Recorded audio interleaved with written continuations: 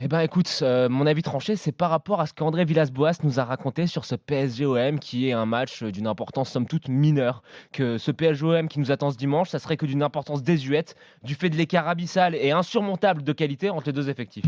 Alors selon André Villas-Boas, ce match, ça serait qu'une anecdote dans une période de la saison qui va être chargée et herculéenne. En termes de calendrier, on sait que Marseille va avoir une très grosse séquence. Ça va être une période qui va être totalement dingue pour ce qui reste quand même historiquement le plus grand club français. André Villas-Boas, selon lui, cette rivalité qui certes a été artificiellement construite lors des glorieuses années 90, ça serait en fait qu'une espèce, tu sais, les petites notes en bas de page que tu écris dans un rapport, le truc un petit peu, voilà, tu le lis, tu sais bien, tu le lis pas, peu importe. Eh ben, je suis désolé. Même si j'ai pas des œillères et même s'il faut pas avoir fait Polytechnique ou avoir passé, je sais pas 3, 4, 6 jours enfermé, au pain sec et à l'eau avec Marcelo Bielsa ou Pep Guardiola pour voir que le PSG qatari est 3 voire 5 fois supérieur à l'Olympique de Marseille de McCourt et Jacques-Henri Hérault, bah, cette communication, en tant que sympathisant, si j'ose dire, de l'Olympique de Marseille, elle me donne un petit peu la nausée.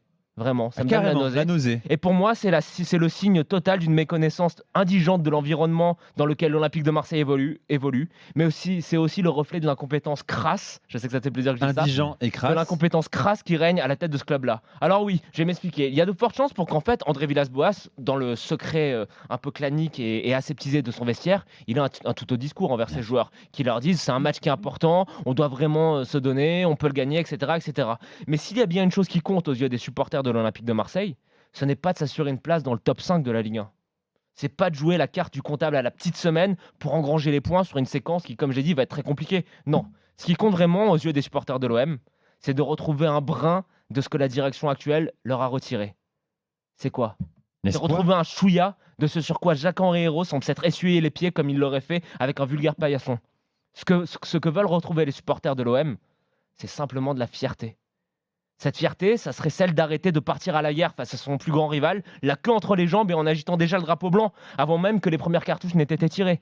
Cette fierté, ça serait celle d'arrêter de faire se comporter Marseille, qui est Marseille la rebelle, Marseille la grande ville, l'Olympique de Marseille, un club historique, comme une victime expiatoire, au moment qui serait incapable de reproduire ce que Reims a fait cette saison, ou ce que, par exemple, dans les saisons précédentes, l'Olympique lyonnais a été capable de faire. Cette fierté, elle doit absolument laisser place cette espèce de défaitisme ambiant qui plombe le moral des supporters olympiens, qui leur les fait s'endormir dans une espèce de moyennitude, de médiocrité.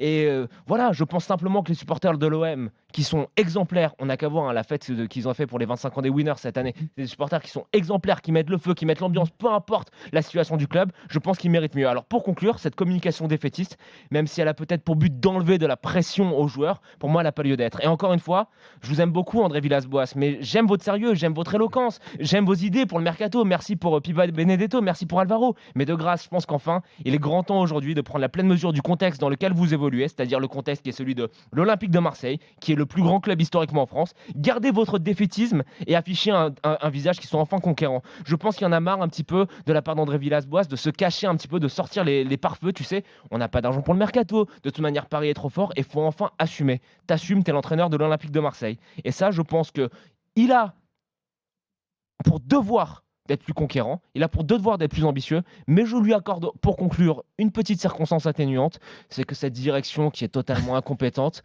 c'est pas à lui de le faire. Et là, Jacques-Henri OK. Hérault, c'est bien beau de le voir pour dire que les tirs à l'extérieur de la surface de la réparation, ça vaudrait 3 points. Mais là, avant un classico, où tu es? Exprime-toi! On a besoin de t'entendre. Et donc, je pense que tout simplement, ça, cette situation d'André Villas-Boas qui part déjà perdre en compte le PSG, c'est le reflet d'un club qui va mal, tout Et simplement. on